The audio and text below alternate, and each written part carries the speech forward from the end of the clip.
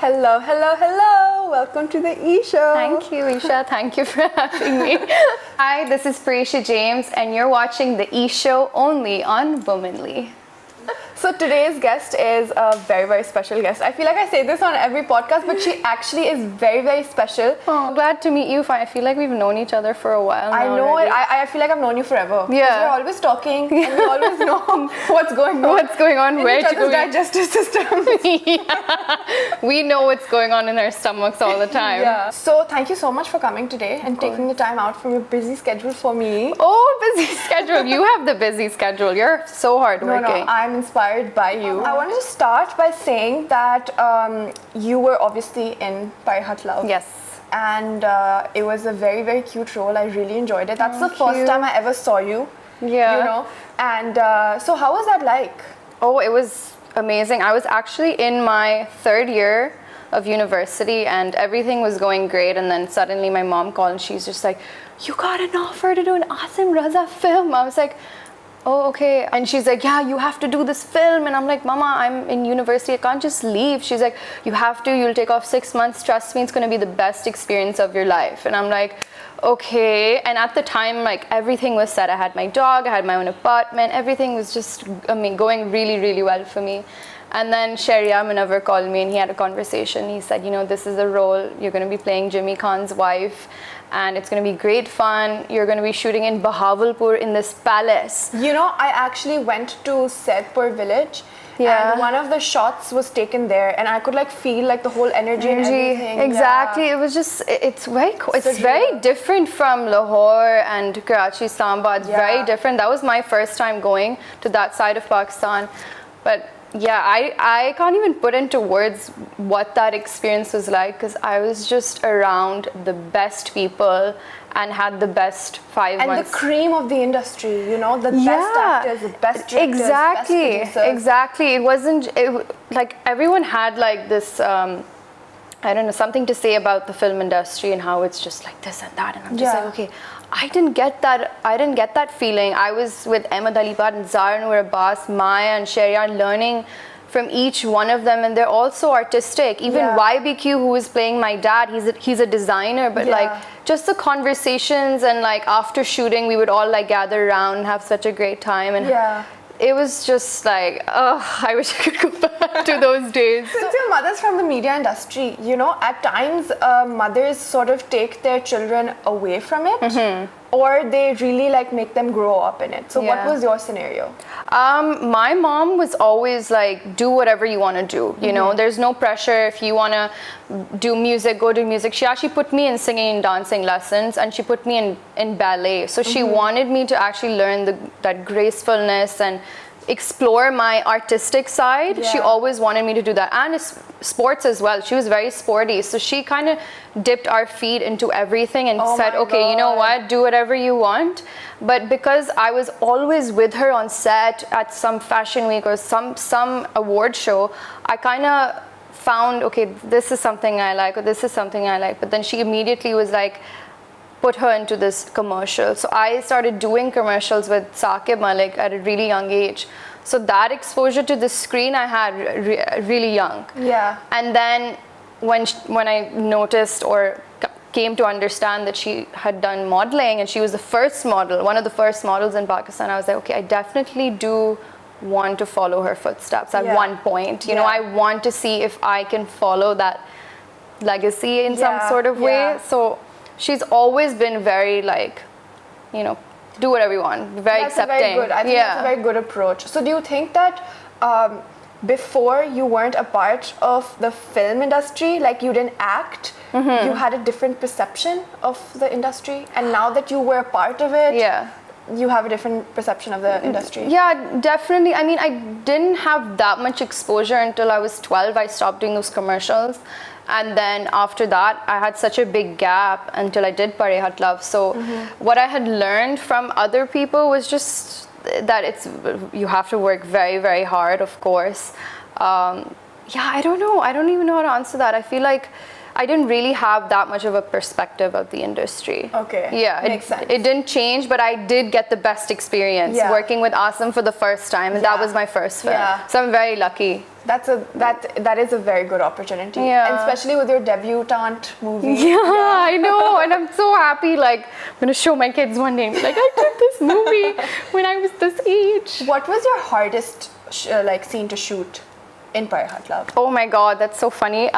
It was a very easy scene. It wasn't a very difficult scene. It was actually me having to kiss Sherry on the cheek. Mm-hmm. But for some reason, him and I were having this banter about it, and we had to shoot that scene about 3 times on 3 separate days, and it was after I know which scene this is. Yeah. When he brings Mira onto your Mehndi. Exactly. And I have to be like, thank you, cousin brother. I'm so happy you did this for me. Mwah. And for some reason, what happened was, the first time we did it, the file got corrupt.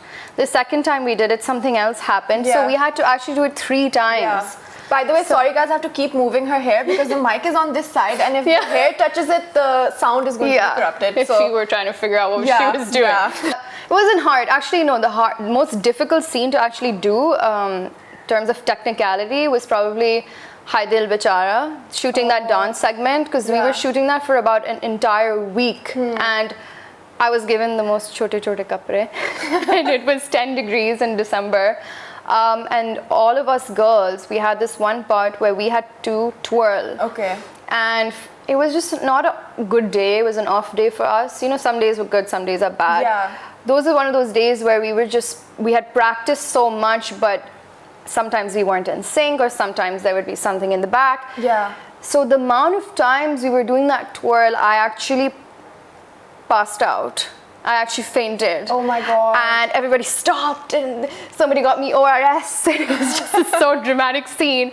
That, I think, was the most difficult, actually. Yeah. So, those of you who don't know, I'm sure you know this, but Parisheh studied in Canada, and so am I studying in Canada. So our friendships sort of like simmered from there, because she told me about this really nice store that has Kokomo and Chili Milli and all of that, and Kurkure. And I was so thrilled to find out about it, and that's one of my favorite stores in Canada. And she guided me a lot. Whenever I would be confused, I'd text her and she would like guide me, and then we both have this gluten thing. Yes. I guess what she's trying to say is she loves food, and so do I.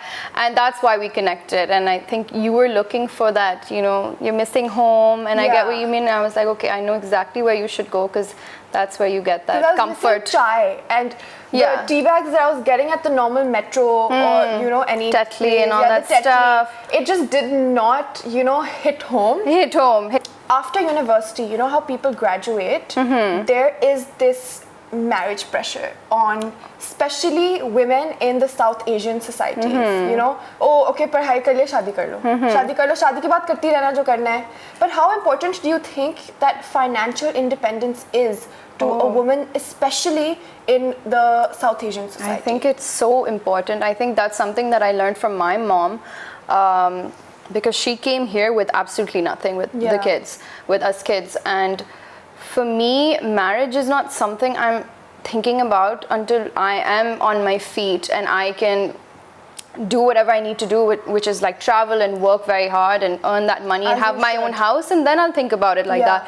But I do think that especially in Pakistan and this culture and what we've grown to, I guess, understand, that you need to get married as soon as you finish university. And not a lot of people go for university or have the privilege to do that, but they get married and then it's like, okay, now I'm going to get a job and now I'm going to start my brand or my fashion thing. And then they get pregnant and then they have babies and their life is devoted to that. I mean, to each their own. To each their own. Some people, that's their goal in life, and I think that's amazing if that's what you want to do, if that's what your goal is. But for me, I want to be financially independent before I look for anyone to get married, because I think two people should come together when they are both stable, right? And it's the right time. Yeah. And you attract who you are. So if you're looking for a financially independent person, you need to be that first. So 100%, I agree. So Parisheh, what is your opinion on the highly saturated influencer market in these days in Pakistan? In Pakistan? Yeah. I think it's definitely gone up a lot in the past few years, I would say. In my opinion, I feel like people do want something to relate to. Yeah. So if you like fashion and you feel like, okay, this person, I'm inspired by them, I want to make these kind of videos as well, I think that's amazing.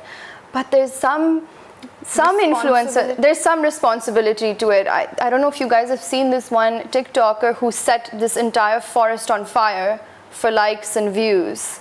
I don't know if you guys saw that. It went absolutely viral. And I think if you're going to that extent to get engagement and to get people's attention, I think you need to really reevaluate what you're doing. And I feel like that's when it gets very overboard. Yeah. So being an influencer is influencing people to, you hold a lot of responsibility in your hands. Yeah. You can't just turn your camera on and say absolutely anything you want. You know, then again, you need research. You need research. And I've now come across a lot of fitness influencers and people who are involved in health and wellness, and they find these ridiculous influencers who are giving false information about eat a salad and if you run 5K you will look like this. That's not true. That's false information. And I feel like now what you have on the internet, that's not the healthy way. Yeah, it's not sustainable. I have lost weight in the most harmful ways, which is amazing, by the way. Salute.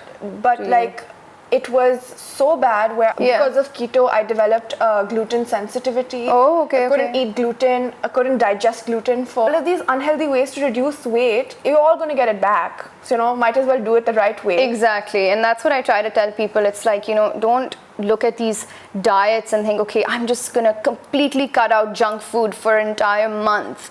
Or like they look at Ramzan as a month to like just completely eat clean and then they go back into their weights. It's like, it's a lifestyle. You have to pick up these changes and make it into your life goal. And it's not like something you should just do randomly, and just educate yourself. Yeah, I was just seriously educate. Go to the right people. Invest in your health. Yeah. And the longest relationship you have is with yourself, so might as well give it time. You know. Exactly. So, what is your opinion on self-love? How important do you think it is? Oh, self-love is so important. I think it's a journey. It's a constant journey of trying to understand who you are, like, evolve into the best version of yourself. Exactly. I think I learned the most about myself when I was in quarantine, and I think a lot of us did.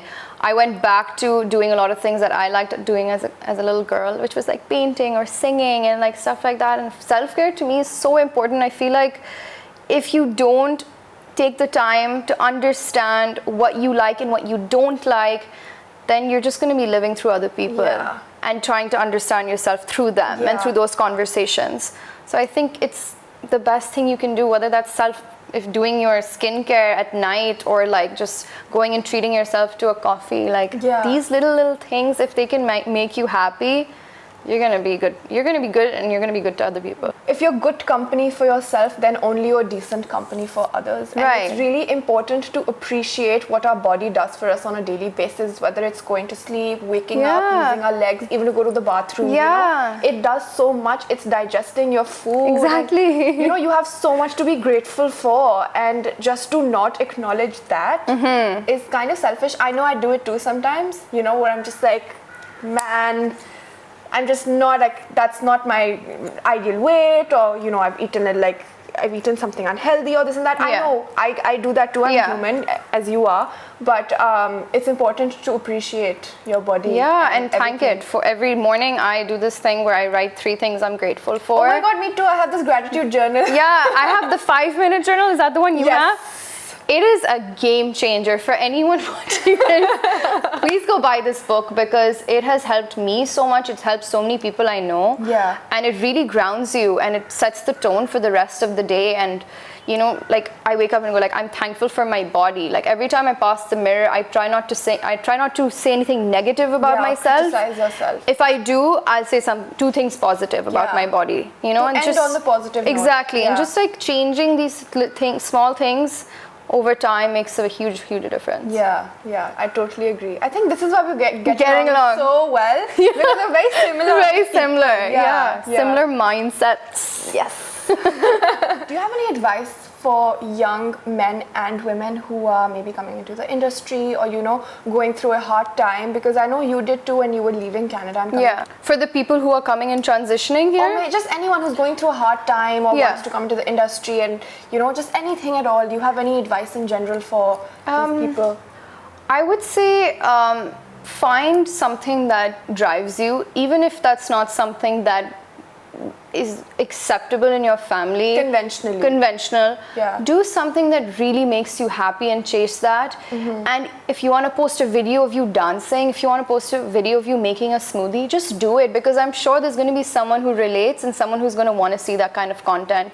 So just go after what you want. Don't be scared. I feel like we're very self-critical. Yes. And the less we do that, the less we just love ourselves and just believe, I think you can do anything. Yeah. So thank you so much, Parisheh. No problem. For taking time Thank you for having me. This was so nice and so chill, and I recommend everyone to get the chance to meet you and come on your show. And I'm so happy you're doing this. This is so nice. I'm so glad you think so. Yeah, you know, seriously. This really means a lot to me. Yeah. And I will definitely, even not on camera, but we will definitely spend time. Yes, please. When are you leaving, by the way? Don't leave me here. Don't leave me here. Don't get along with it. I'm joking. I'm joking. No, I have a couple of days. Okay. I will definitely take time out for you, and we should go on a lunch or dinner or something. We should plan something. Actually, funny thing, I was in the car with all of these people and I forgot